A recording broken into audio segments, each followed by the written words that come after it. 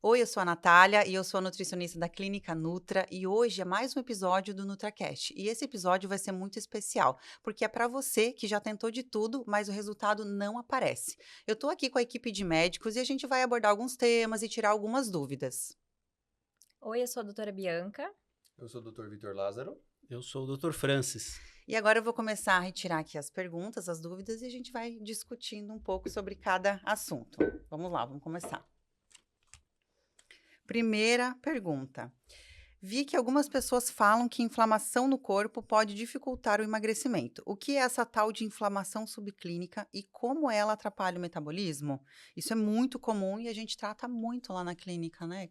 Quem que quer começar aqui? Eu posso começar a É? falar? Vamos lá.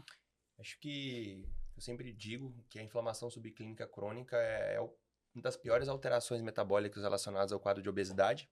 É uma alteração que ela impacta em todo o funcionamento metabólico, aumentando o risco de diversas doenças. E quando a gente fala sobre emagrecimento em si, ela traz um impacto negativo no aspecto de aumentar a resistência insulínica, que é como o nosso corpo lida com a glicose, afeta o nosso funcionamento mitocondrial, que é onde a Sim. gente gera energia, onde o nosso corpo usa glicose e gordura para formação energética, traz um impacto direto no funcionamento da tireoide, e a gente sabe que a tireoide é um órgão extremamente importante, os hormônios tiroidianos são importantíssimos para a geração energética, então é um dos pontos que mais traz um efeito negativo no funcionamento metabólico do paciente. Sim, mexe em todos os aspectos da vida do paciente, né? E eles trazem muitos sintomas de cansaço, indisposição. As mulheres sentem a pele, o cabelo. A Não sei se celulite eu vocês acho que é conseguem perceber isso. a pior queixa, Celulite, que também tem a ver com o o processo processo inflamatório, inflamatório. exatamente. Então, pega em vários aspectos, não só na parte tanto no emagrecimento, trava isso, Uhum, né, acaba atrapalhando, mas também em vários aspectos que envolve a qualidade de vida da pessoa, né, a exatamente. vontade de viver. Fora as doenças, né? A Sim, síndrome metabólica, né? Diabetes, hipertensão e aslipidemia, que é a alteração do colesterol, sim, aumentando o risco de câncer, doenças neurodegenerativas, doenças uhum. autoimunes, dermatites, entre outras. É muito complexo, né, então a gente consegue concluir que realmente a inflamação ela atrapalha o metabolismo Exatamente. como um todo, é sistêmico. E sem tratar a inflamação não emagrece, Não, né? não, É não, um ponto atrapalha principal. muito, muito. Exatamente. Mais alguém para dizer alguma coisa? Só queria acrescentar uma Uhum. coisa aqui. É a relação entre a inflamação e a obesidade, né?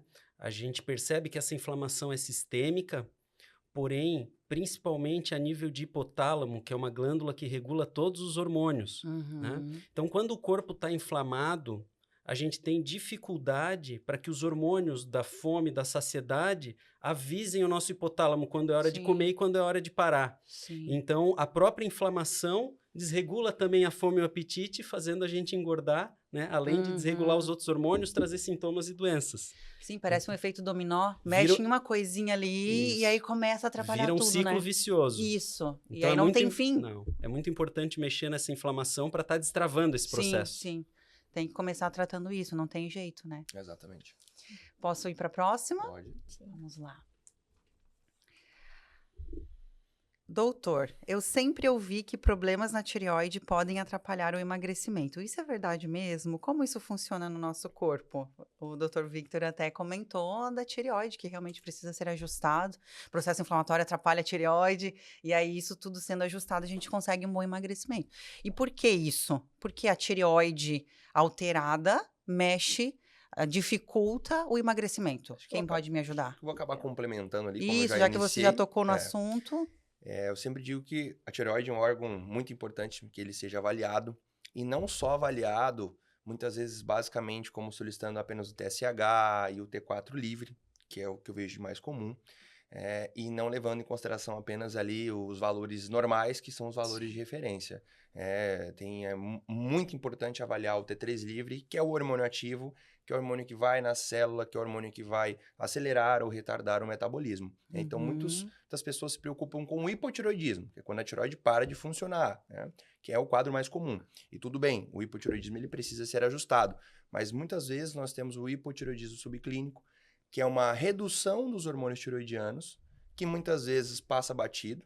E isso afeta diretamente o processo de queima de gordura, de regulação da cascata de geração energética, de emagrecimento, de energia. Então, muitas vezes o paciente ele chega lá com queixa de que não está perdendo peso, você vai avaliar a tireoide desse paciente e os hormônios tiroidianos estão baixos, estão dentro do valor de referência. Então, não tem o hipotiroidismo, mas tem o hipometabolismo. E quando te ajusta esse parâmetro, é nítido como o metabolismo desse paciente ele acelera, como o processo de emagrecimento ele fica muito mais facilitado. É nítido, eu percebo muito isso nas consultas, que tem a dinâmica de atendimento, que passa pelo médico e depois pela nutricionista.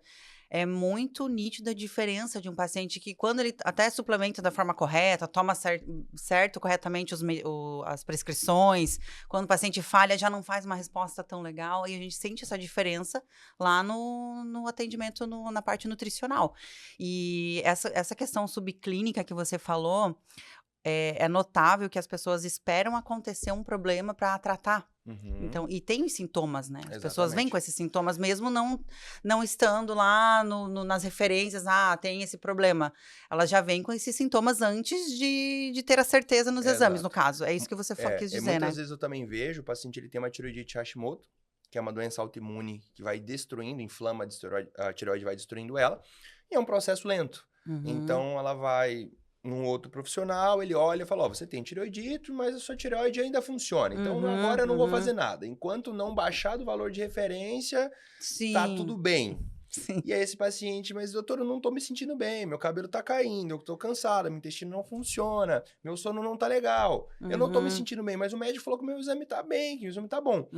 E aí eu vou lá e apresento, olha, realmente ele tá dentro do valor de referência. Às vezes muito perto do valor mínimo e o profissional ainda não fez nada. Por quê? Porque ainda não passou daquele valor tá esperando. X do laboratório. E aí você vai lá, faz uma abordagem, obviamente uma dosagem de medicamento correta, com acompanhamento sequencial de exames para saber se está tudo certo.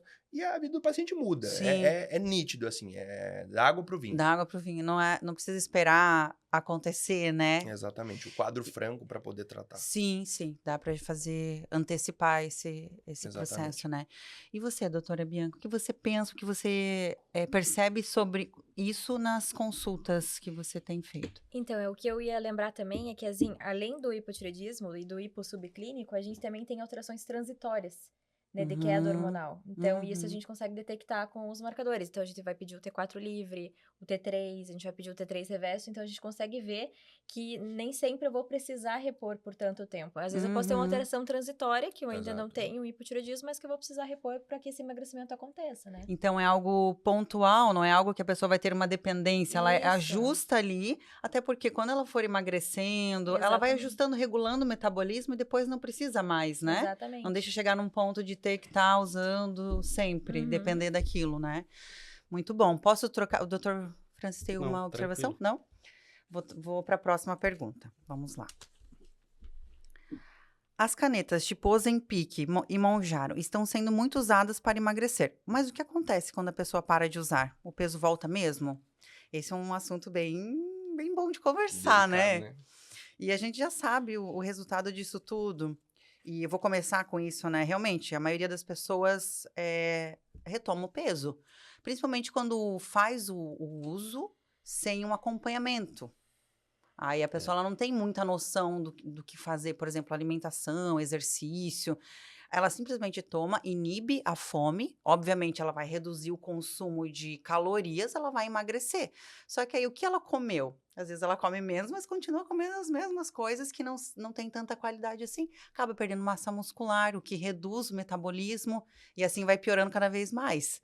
Não sei se é isso que vocês enxergam nas consultas. Vocês conseguem perceber isso? O que eu vejo é que as pessoas, elas acreditam que aquilo ali é a solução de todos os problemas, né? Quando, na verdade, é uma ferramenta. Isso, é um meio, né? É um meio, né? É uma ferramenta muito boa, mas se não souber usar, se não souber o momento e a forma de parar, se não fizer em conjunto com as outras estratégias, metabolismo, melhorar metabolismo, melhorar exercício físico, melhorar alimentação, a tendência é a gente reganhar o peso, né? Porque a base do metabolismo não foi corrigida nesse meio tempo, né? Aí a pessoa que faz isso, sem um acompanhamento adequado, ela pode até baixar o peso, mas ela vai terminar esse processo com um metabolismo pior do que quando ela começou. E aí, ela não aprendeu, não mudou os hábitos, ela vai retomar os hábitos antigos dela quando ela suspende o uso, só que ela tá com menos massa muscular, com metabolismo mais lento e o reganho de peso pior ainda mais. Exato. E aí ela vai viver tentando e cada vez vai ficando mais difícil emagrecer. Eu sempre digo que a pior maneira de se emagrecer é não comendo, né? E que normalmente quando a pessoa vai usar esse tipo de medicação, Petit Monjaro, a gente sabe que tem um efeito mais potente no controle de apetite, é não comer. Eu escuto relatos de colegas, o amigo fulano tá tomando, 2 dias sem comer, fez uma refeição, tomou Nossa, um whey durante o péssimo. dia, comeu um pão. Como é que uma pessoa dessa vai manter? O metabolismo dela continua totalmente disfuncional, né? Porque existem muitos pontos a serem avaliados que não foram avaliados. Ela simplesmente não tá comendo, não tá treinando. Aí o corpo tá consumindo tudo que tem. Então até perde peso, né? Dentro do estado metabólico até perde peso. Que é muito comum, muitas até vezes o paciente perde, falar aham. que usou e também não perdeu. Beleza, até Sim. perde peso, aí perde massa muscular, metabolismo disfuncional, não mudou o padrão, não tratou a origem da fome daquele paciente. Isso. O que vai acontecer? A hora que ele voltar a comer, ou aquela descompensação de neurotransmissores, de grelina com hormônio da fome, leptina, Isso. com todo esse contexto, principalmente esse período de inanição, vai comer tudo e vai engordar tudo de novo e até muito mais do que perdeu. Então, é ilusão. Sim, um exemplo. E para tudo. E como o Dr. Francis falou, as pessoas acham que é a solução, é a Não é a única coisa que solução. vai resolver. Mas se a gente parar para pensar, olha quanta tecnologia tem, quanta coisa tem hoje para emagrecer e a obesidade só aumenta. Por que isso está acontecendo? É justamente por essa questão de não de não se olhar os hábitos, os ajustes reais que Isso. precisam ser A causa, né? feitos Olha a e causa. ficar mascarando, isso mesmo. As pessoas elas ficam mascarando, tentando resolver muito rápido ou com fórmulas mágicas, elas acham que existe Exatamente. mágica. E aí acaba faltando algumas coisas e aí não fecha. Não tem todas as Exatamente. peças para ela conseguir sustentar o resultado que ela conquistou. O tratamento de emagrecimento, ele obrigatoriamente precisa ser individualizado e personalizado. Então, Sim, as medicações são muito interessantes, são legais, são ferramentas interessantes a serem usadas, porém, precisam ser bem indicadas. Esse paciente precisa dessa medicação, qual a indicação, e quando bem indicado, sim, traz um efeito interessante. sim, com certeza. Então, a resposta, né, para a gente fechar essa pergunta aqui, o peso volta mesmo? A gente pode responder que depende. Se for usado como um meio da gente conseguir construir, né, um paciente com um metabolismo saudável, porque às vezes é necessário umas ferramentas, né, para tirar a pessoa daquela situação atual, mas não que seja algo para gerar dependência, né, que ela crie um metabolismo, que ela desenvolva um metabolismo mais saudável, que tenha uma recuperação daquele organismo, aí funciona. Mas agora de uma forma sem acompanhamento, sem o ajuste correto, sem o olhar adequado, não funciona. Ela tem que usar isso, né? E nesse meio tempo, criar hábitos sólidos, fazer Isso. modificações sólidas para depois ficar sem. Isso. Aí não reganhar o peso, né? Então, a resposta para isso aqui é: se ela não tiver o acompanhamento adequado, realmente o peso Vai volta. reganhar, provavelmente sim. Se até a bariátrica reganha peso, imagina Era só isso que eu tava aqui, ó, na minha cabeça. se a Tava pensando em falar da reganha peso, bariátrica. você imagina se o Quantos Ozempic, pacientes o que Tisapressor, vêm de bariátrica com obesidade não de tem fórmula novo? mágica, Não tem a né? fórmula Não mágica. tem emagrecedor. Exato, é isso aí. Vou passar para a próxima. Vamos ver aqui. Sempre que faço uma dieta muito restrita, acabo engordando tudo de novo depois. Por que isso acontece? Existe uma explicação médica para esse efeito rebote? Doutora Bianca, consegue ajudar a gente com essa Sim. resposta? Então, o que normalmente acontece nessas dietas muito restritivas? O paciente acaba perdendo muita massa magra, Sim. muita massa muscular. E a massa muscular, quando a gente tem uma queda importante, a gente vai ter uma queda do metabolismo. Uma queda da taxa metabólica que a gente fala, né? Basal. E aí, o que o teu corpo ele acaba fazendo com uma forma compensatória? Ele acaba aumentando a grelina, né? Que vai aumentar a fome. E reduzindo a sensibilidade à leptina, que é a da saciedade. Então, você vai acabar tendo um efeito compensatório. É o efeito rebote, né? Que é o faz. contrário. Olha só. Então, não é só, como as pessoas dizem, fechar a boca. Não, por Não isso é que é só fazer importante, isso. uma grande estratégia ali para a gente poder manter esse peso perdido, é a gente ter realmente o ganho de massa muscular, que é a massa muscular que vai ajudar a manter esse peso. Sim, eleva o metabolismo, a pessoa consegue regular os hormônios da fome, da saciedade, através Isso. de uma musculatura bem desenvolvida. Nas consultas eu tenho que ficar insistindo, porque muitas pessoas são muito resistentes a comer bem as proteínas, porque já vem de um histórico de comer muito carboidrato, enfim, né? E aí eu tenho que ficar insistindo e lembrar sempre os pacientes para eles pensarem que o metabolismo deles depende da massa muscular. Isso é muito importante. Pelo menos fazer, porque tem pessoas que têm uma certa limitação, às vezes para começar a treinar, a energia está muito difícil, tem gente que começa o tratamento muito cansado, muito indisposto, mas doente, né? aí até resolver, mas pelo menos enquanto a pessoa não está ali conseguindo incluir os exercícios, mas que ela faça a alimentação de forma adequada para que ela consiga, ao menos, sustentar a musculatura e não tenha grandes prejuízos com o emagrecimento, porque é natural perder um pouquinho de massa muscular, né, no emagrecimento, principalmente quando é muito peso, mas pelo menos sustentar o máximo possível e quando consegue desenvolver, porque melhora muito mais o resultado, e não é agora, é a longo prazo, é para frente que isso responde, né? Mas alguém para dar uma opinião aqui sobre essa pergunta? Às vezes eu falo para alguns pacientes, né? Quer comer bastante e não engordar, ganhe massa muscular, porque a massa muscular, ela ajuda nesse metabolismo, né? Nessa queima de gordura, nessa produção energética, né? Consome então, muita energia, consome a massa muito. muscular. Então, aquilo que você ingerir a mais, muitas vezes vai ser usado para a produção de energia, porque o corpo tá precisando. Exato. Agora, quem não tem massa, o corpo acaba estocando porque não vai usar aquilo ali como fonte de energia. Então, esse é o processo. Isso mesmo. Se você gasta mais, você pode comer mais. Basicamente isso. A conta é simples. Ela é muito simples. Claro que quando a gente vai olhar mais de pertinho, assim, o emagrecimento, ele é complexo, né? Por isso que muita gente não consegue fazer.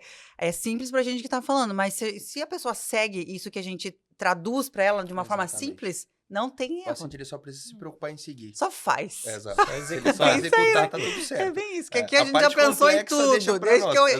Desde que a gente pensa.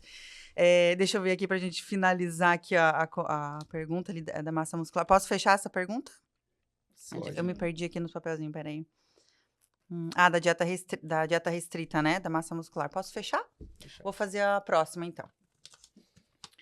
Vamos lá.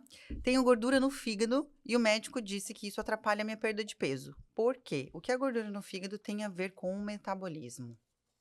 Quem vai nessa? Dr. Francis? Vamos lá. O fígado, ele é um verdadeiro processador dentro do corpo. Então, ele tem mais de 1000 funções, né? Dentre elas, produção de energia, transformar um hormônio em outro, definir para onde as coisas vão e no que elas vão ser transformadas ali dentro, né? Então, se a pessoa tem gordura no fígado, ela vai, por exemplo, ter mais dificuldade na ativação do hormônio da tireoide, ela vai ter menor produção de energia dentro das mitocôndrias, que é o foco principal, onde as verdadeiras usinas de produção de energia no nosso corpo estão instaladas, né? Então, e uma série de outras funções que vão ficando prejudicadas, certo? Então, esse processamento todo, além do sistema digestivo, que fica um pouco mais lento, né? Trazendo muito processo inflamatório ali para dentro. Então, o que acontece? Esse processo inflamatório vai repercutir no corpo inteiro, né? E vai trazer consequências, principalmente na queda do metabolismo aí, na dificuldade da queima de gordura. Olha só como é eu acho complexo, que tem outro ponto aí que também está ligado, né, com a esteatose hepática, não necessariamente por ela, mas é a resistência insulínica, né, que é o grande problema. Todo paciente com resistência insulínica, ele vai ter uma circunferência abdominal aumentada, ele vai ter gordura visceral, né, quanto maior a gordura visceral dele, maior a resistência insulínica, e se ele tem gordura visceral, ele vai ter gordura no fígado. E a resistência insulínica, basicamente, o seu corpo não lida bem com a glicose, tem dificuldade de usá-la como fonte de energia. Sim. Então, um paciente com esteatose hepática, normalmente ele vai ter dificuldade de emagrecer por todos esses problemas metabólicos, fora o que o Francis falou, que estão associados aí com aquele quadro. Eu sempre digo que a obesidade é uma doença que ela se retroalimenta, né? E ela vai Isso. sempre piorando. E Enquanto piorando, não e piorando. coloca ali, não corta esse processo, ele não para, né? Tem que ser Exato. do jeito certo, porque às vezes as Exatamente. pessoas até tentam, mas aí piora ainda mais a situação, né? Exatamente. E gordura no fígado, então, pode até facilitar o estoque de gordura corporal? O armazenamento de gordura? Sim, Sim, né? Por Sim, do conta ponto de vista dessa metabólico, redução de né? metabolismo, Sim. pela dificuldade de metabolização da Resistência insulínica, glicose. inflamação. Uhum. Então, realmente, gordura no fígado dificulta esse processo de Com emagrecimento, certeza. né? Direta e indiretamente. Isso. Mais alguma observação, doutora Bianca? Acho que não. Tá. Vou para a próxima pergunta, então. Vamos lá. É possível ter resistência à insulina mesmo sem ter diabetes? Como isso interfere no emagrecimento na prática? Na verdade, a resistência insulínica é a alteração que antecede a diabetes. Isso é uma coisa que eu sempre falo com os pacientes, porque acho que a grande preocupação dos pacientes é a diabetes, né? Ah, doutor, mas eu tô bem. Eu fiz um check-up esses dias e minha glicose tá boa. Aí eu pergunto, e como é que tá a tua insulina? Ah, não foi pedido. Olha Então, só. se eu não sei como é que tá a sua insulina, sua glicose para mim não quer dizer nada. Porque a resistência insulínica é uma alteração que ela se antecede a anos antes da diabetes. E o sinal mais clássico dela é o aumento da circunferência abdominal. E aí o paciente ele chega com aquela queixa, nossa, doutor, mas nesses últimos anos eu notei que ganhei muita gordura no abdômen. Eu nem acumulava muito, mas minha barriga tá gigante. Normalmente isso é um sinal de resistência insulínica. Então eu sempre digo, você não sabe como é que tá a sua insulina. Sua glicose, ela pode estar boa, o exame tá bom, tá compensado. Mas teu corpo, fisicamente, já me sinaliza que você tem uma resistência insulínica. E, normalmente, o paciente que tem resistência insulínica, ele traz algumas queixas bem específicas. Faço dieta restritiva, não consigo emagrecer. Como pouco e não perco peso. Vitor, eu noto que engordo muito rápido, engordo com muita facilidade. Então, são sinais de resistência insulínica. Então, olhar sua glicose não quer dizer nada. E, sim, a resistência insulínica é a primeira alteração que vai levar a diabetes. E aí é um quadro também muito presente na síndrome do Vale Policístico, né? Na SOP, que é um quadro que acomete muitas mulheres. E é uma outra doença que se retroalimenta também com o quadro de obesidade. Então, a resistência à insulina, a insulina ela pode estar presente Sempre vai sem estar. ter Ela vai diabetes desenvolvido. Isso, é o E é o que passo, antecede antecede. o diabetes. É isso, né? Exato. Mais alguém para dar uma opinião, doutora Bianca? O que você... E assim, eu gosto de explicar muito também pro paciente que, às vezes, ele acaba tendo a maior percepção, isso que o Dr. Vitor falou, faz a dieta e não funciona.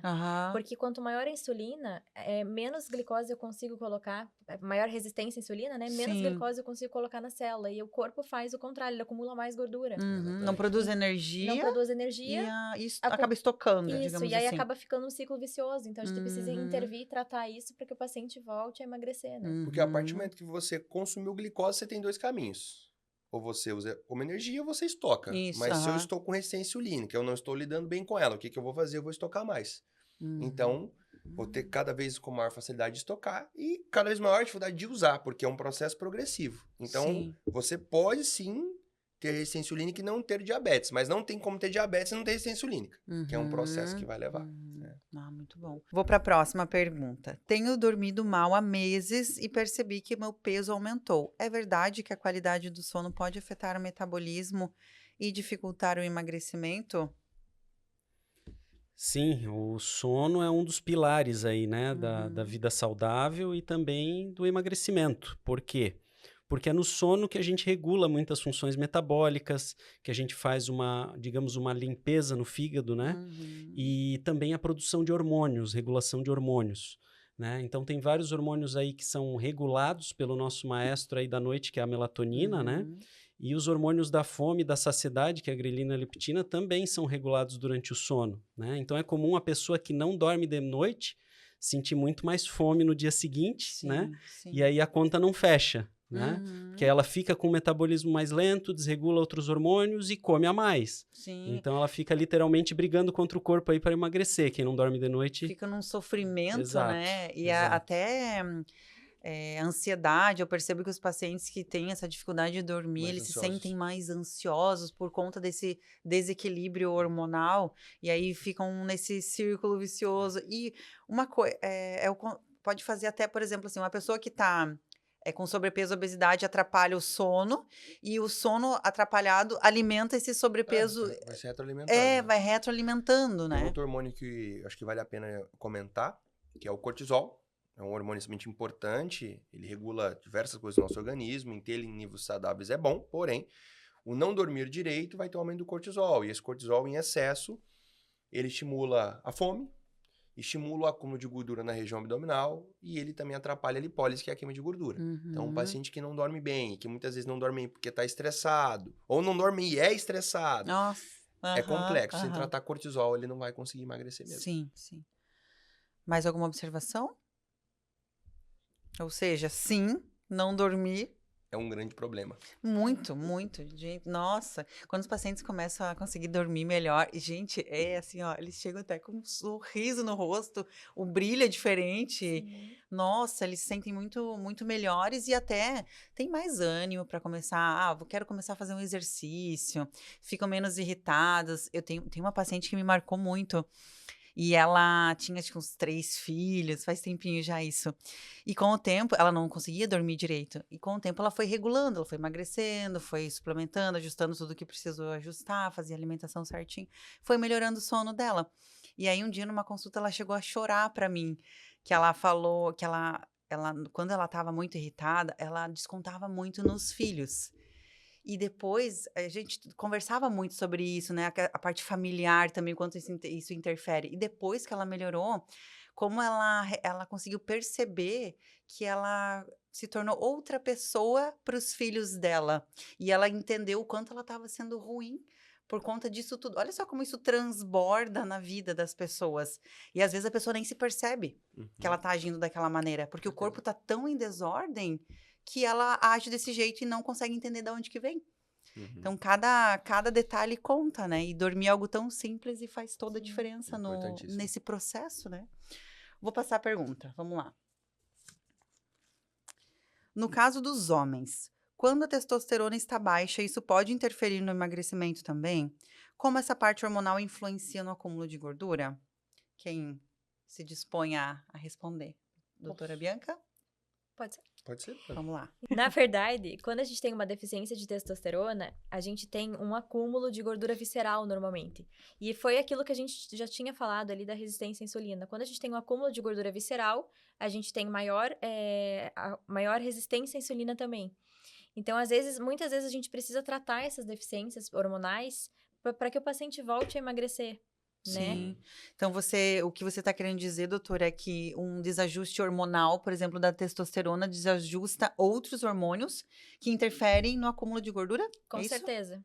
Uhum. A testosterona baixa, além de tudo que a doutora Bianca já falou, ela vai reduzir o gasto energético. Então, o paciente tem um gasto basal menor, e isso vai influenciar, com certeza.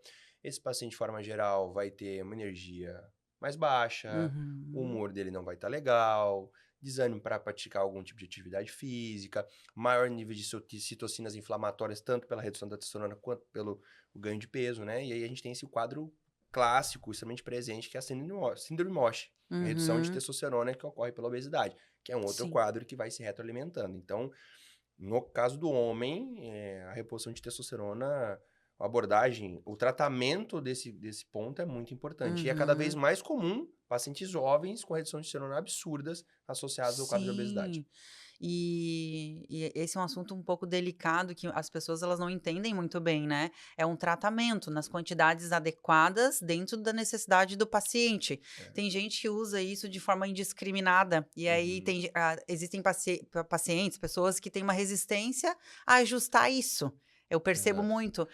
Ou a pessoa ela quer muito exagerado ou ela tem muito medo. Então tem que existir esse equilíbrio nesse Não dá para ajuste. confundir TRT, que é terapia de reposição de testosterona, com uso estético. Né? Isso. E não necessariamente nós precisamos fazer com a testosterona em si. Você pode fazer uma estimulação natural, Cada caso precisa ser estudado. Esse Uhum. paciente, qual o objetivo, qual a idade, tem filhos, não tem vasectomia, não tem, Uhum. qual o nível de redução de testosterona que ele se encontra, já fez reposição ou não fez, tem história de hipogonadismo ou de orquite, de alguma doença que afeta o Uhum. testículo, então temos vários pontos aí. Mas a Sim. testosterona sim é um parâmetro que também precisa ser ajustado da maneira correta. E o próprio emagrecimento também já faz essa regulação com o tempo e Também. depois não há necessidade de ficar fazendo, né, a Exato. Se não reposição tiver por um quadro de muito tempo. hipogonadismo, vai ser Isso, tem tratado com pacientes e redução de peso. pacientes, Exato. né? Tem os que precisam e tem os que conseguem se manter emagrecendo bem, né? E aquela questão novamente, né? O tratamento com a testosterona é um tratamento, né? Uhum. É uma reposição hormonal para melhorar a qualidade de vida do paciente, né? Uhum. Prevenir muitas doenças também, prevenir a perda de massa magra, mas Uhum. não é um tratamento para emagrecimento. Então eu vejo que muitos homens buscam a Sim. testosterona achando que vai ser o milagre do emagrecimento, e Isso não é isso que mesmo, se acontece. confundem, né? Né? Não. Ele pode ser uma chave ali para melhorar o metabolismo, mas se não Aham. fizer déficit calórico, se não fizer o resto todo, não Uhum. vai perder 1 quilo na balança com a Não. testosterona, né? Uh-uh. Pelo contrário, às vezes ganha massa Uhum. muscular e na balança aumenta. E pode Aham. engordar também, né? Isso que eu Porque ia Pode falar. se engordar, tá é fazendo um uso hormônio de anabólico, né? testosterona, sem acompanhamento profissional, sem uma indicação correta para isso, a chance de engordar é muito grande. Uhum, uhum. Porque, como você acabou de falar, é anabolismo. Então, Uhum. não como bem. Bebendo, não tenho acompanhamento de um profissional, só fiz um exame, ou me falaram que eu aplicar testosterona é ótimo, vou lá e começo a tomar, É. eu vou engordar. E aí Uhum. piora todo o cenário. Piora, piora. Fora a saúde dos órgãos, né? Se usa de uma forma indiscriminada, você Exatamente. acaba comprometendo a tua saúde, né? Então, para a gente fechar aqui, como essa parte hormonal influencia no acúmulo de gordura, a gente consegue resumir que nas doses adequadas, nas quantidades adequadas, auxilia, mas não é o principal fator que vai resolver o teu problema. É um ponto, né? Inclusive, o emagrecimento, por si só, já faz melhorar, é o que faz melhorar a testosterona. Sim. Então, a gente tem que ter um cuidado com isso. Mas, tudo em equilíbrio dá super certo. Vou trocar aqui a pergunta. Tomar anticoncepcional pode fazer a mulher engordar mesmo? Ou isso é mito? Tem relação hormonal nisso? Doutora Bianca, acho que vai Isso ser que eu bom ia falar. responder para nós, Exatamente, né? essa é a escolhida. Então, o que acontece?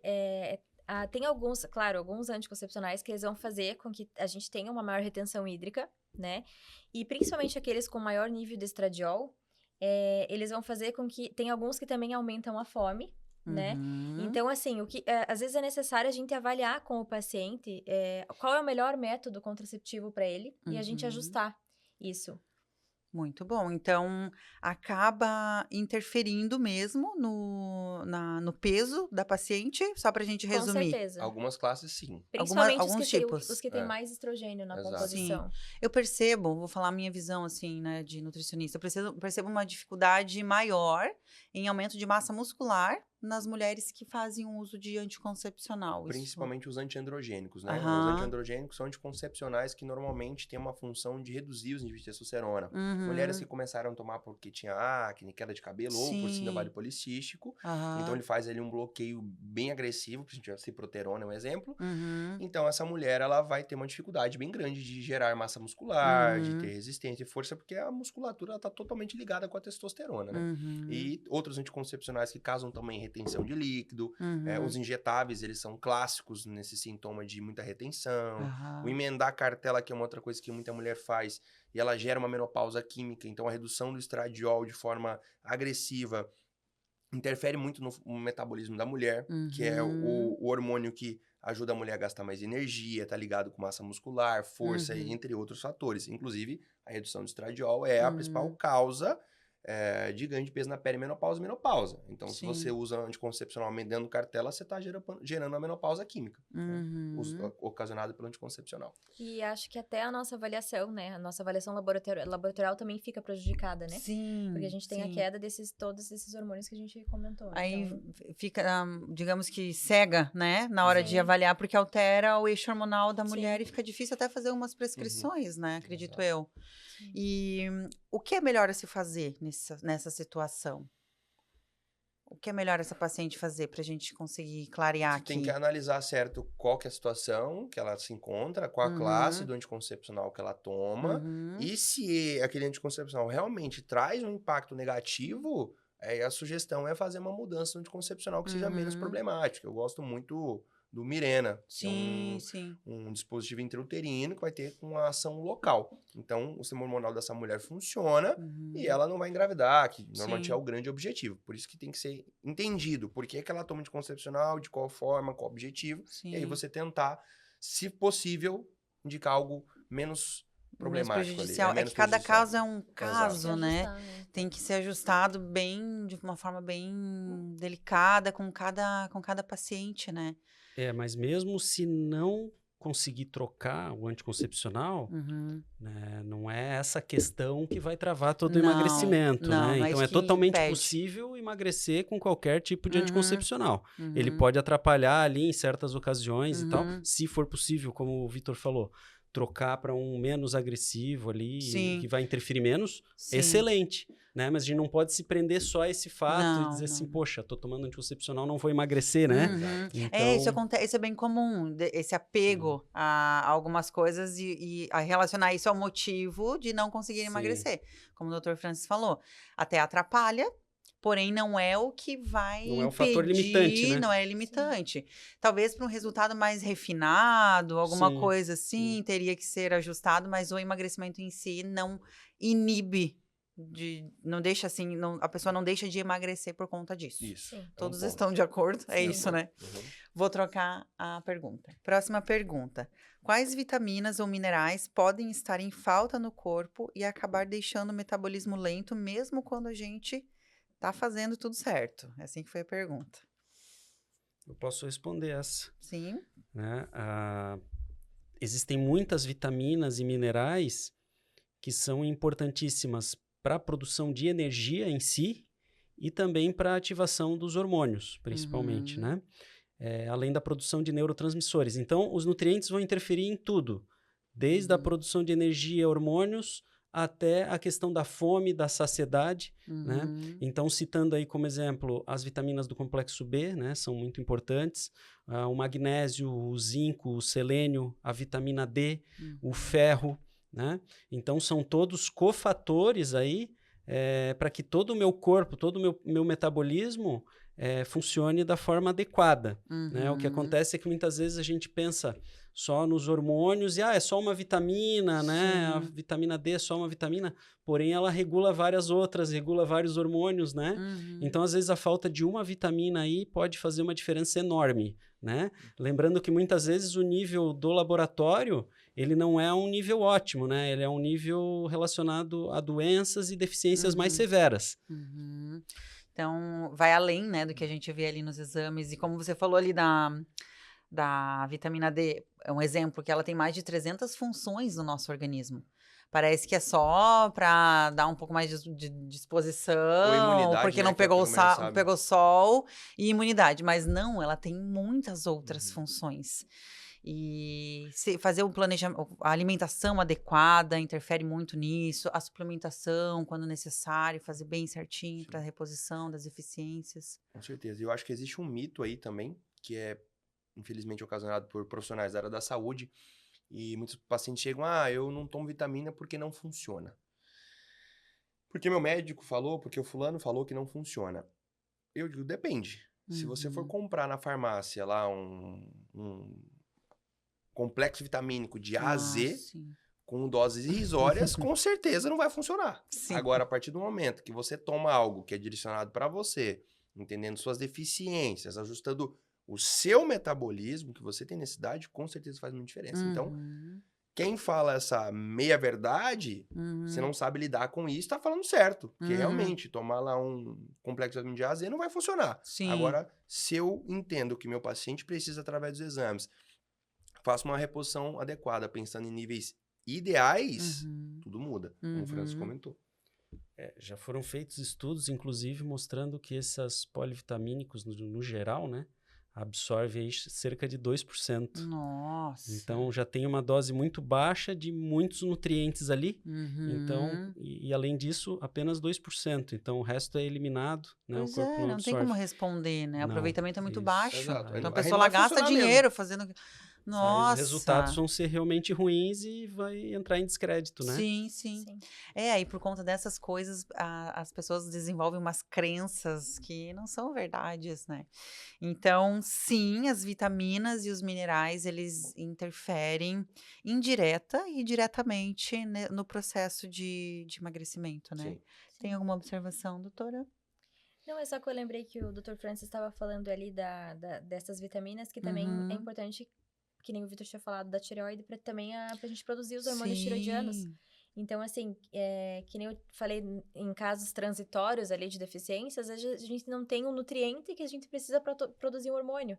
Então, às vezes é uma das causas, né, de redução dessa... E eu acho que vale citar os principais, né? Zinco, cobre, ferro e selênio. Os principais minerais que a nossa tireoide utiliza para formação de hormônio tiroidiano e para conversão lá, como eu expliquei, do T4 e T3, né? Então, olha só como interfere no metabolismo, né? Então, precisa sim ser visto e levado em consideração, né? Levado a sério as vitaminas.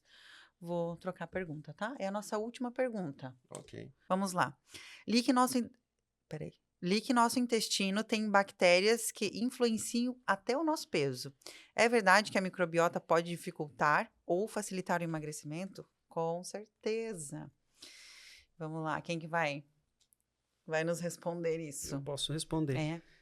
Então, o intestino hoje, ele é uma das coisas mais estudadas na medicina e a gente já vê uma relação direta, né, com o peso. Dá para dizer que praticamente todo paciente com excesso de peso, ele tem um certo grau de disbiose intestinal, né? Essas bactérias interferem na produção de neurotransmissores, causando alterações de humor, alterações de fome, de saciedade, inflamações, que é o que a gente já comentou aqui, que também interferem em todo o processo, né? E pode também desregular hormônios e até ter dificuldade de produzir, né? Ali no intestino são produzidos mais de 20 hormônios, até as canetinhas aí, elas agem em um hormônio intestinal que chama o GLP-1, né? São análogos do GLP-1. Então, justamente, é um hormônio que vai sinalizar lá para o cérebro que você está satisfeito e tem que parar de comer. E se tiver com disbiose, essa produção fica ineficiente. Perde o filtro da então, saciedade. Então, a cascata vai acontecendo conforme o intestino vai inflamando, pelo que a gente come, pelos hábitos, até pela falta de nutrientes, também pode causar desbiose intestinal aí. Sim, as bactérias do intestino, elas participam da metabolização de muitas vitaminas para absorver de forma adequada. Aí, olha só, pensa só, né, como é complexo. Aí a pessoa, ela tá lá suplemento meia boca, ela tá com a desbiose, já não absorve direito, a desbiose já tá ali no intestino dela. E como que vai dar resultado? Não tem? Vai dar resultado. O intestino hoje é considerado nosso segundo cérebro, né? Sim, os neurotransmissores, tem uma conexão a dopamina, a serotonina, são absorvidas no cérebro, mas são produzidas no nosso intestino. Então, se ele tá doente, a gente pode ter descompensações nesse quadro, que aí levam muitas vezes aí um apetite aumentado por doce, por alimentos palatáveis, justamente pela liberação desses neurotransmissores. Então, a pessoa, ela se transforma, né, com essas alterações, tanto para o bem quanto para o mal. Porque as bactérias intestinais, elas mexem até na nossa função cognitiva, por conta dessa relação, desse eixo intestino-cérebro. Humor, comportamento, escolhas alimentares, muda muito conforme está o intestino, a saúde intestinal do paciente. Sim. Também falando em emagrecimento, quando a gente tem essa desbiose, às vezes essas bactérias acabam fazendo com que a gente tenha um maior aproveitamento calórico dos alimentos. Então, falando em emagrecimento, isso é um ponto muito negativo, né? Sim, para a produção de energia nas células, né? Isso é muito importante. Quer falar mais alguma coisa? Não. Era isso que você falou. Ah, tá. Me antecipei, desculpa. O que eu mais, assim, lido, eu sei que tem toda a parte, assim, né, fisiológica, metabolismo, mas o que mais eu percebo que dificulta a vida do paciente são as crenças. É a palavra que define. Acho que é a busca porque pela leva forma mágica, né? Porque leva a acreditar na fórmula mágica, leva a acreditar que a reposição não funciona, leva a ter medo de reposição hormonal, ou leva a acreditar que tem que usar um monte, enfim, as crenças que são mal instaladas nesse paciente atrapalham muito. E se eu for citar o maior vilão pensando em metabolismo, eu cito a resistência insulínica. Para mim é um dos maiores problemas aí, que se não forem tratados, por mais que você use medicamentos, o resultado não vai acontecer. É muito comum eu pegar pacientes usando ali o Ozempic, Wegovy. Doutor, estou usando há 4 meses, 5 meses, 6 meses, perdi 2 quilos, perdi 1, não funciona. Enquanto não tratar a resistência insulínica e todos os pontos que nós falamos, né? Porque não é só uma coisa, não vai emagrecer mesmo. Ótimo. Eu acho que é bem isso. Opa. Não, eu ia falar que eu acho que é justamente isso. É justamente pelo fato do que a gente comentou hoje aqui, que é de ser multifatorial. Então, dificilmente, claro que vai ter um paciente ou outro, vai ter ali um ponto-chave, mas a maioria dos pacientes vai ter problemas no nutriente, na tireoide, hormonal. Então, acreditar que é uma coisa só que vai resolver, né? É uma coisa que vai resolver tudo. Doutor Francis. Eu concordo com os 3 pontos, né, que foram levantados aqui. Os 3 são bem relevantes, mas realmente essa questão da crença que a Nath comentou, né, é algo que muitas vezes impede o paciente de emagrecer, mesmo a gente tendo hoje as melhores ferramentas possíveis, né? Então eu posso ter o melhor medicamento do mundo, o melhor hormônio do mundo, a melhor dieta do mundo, se eu tiver crenças limitantes sobre o processo, sobre o andamento do meu tratamento, eu vou travar e a coisa não vai ter resultado, né? Então eu acho que essa questão é fundamental. Uma vez que tu se livra dessas crenças, o processo todo flui, tu faz o conjunto de tudo que precisa ser feito e o teu resultado vai vir invariavelmente. Com certeza, tem que largar, tem que deixar as âncoras, né, que vão arrastando a pessoa. E assim flui muito mais fácil, né? Isso. Muito bom! E para finalizar esse podcast, eu vou perguntar aos médicos qual seria o passo a passo para o paciente conseguir esses resultados. Bom, primeiro, passar em profissionais capacitados que direcionem o tratamento da forma correta. Um conjunto de estratégias que são eficazes aí para colocar tudo em ordem. E pensando num passo a passo, como que vocês categorizam assim? Acho que o passo a passo, da forma mais simples, é o que o Francis falou. Tem buscar que pegar ali um especialista em emagrecimento. O primeiro passo, então, é achar a pessoa, o lugar, a clínica.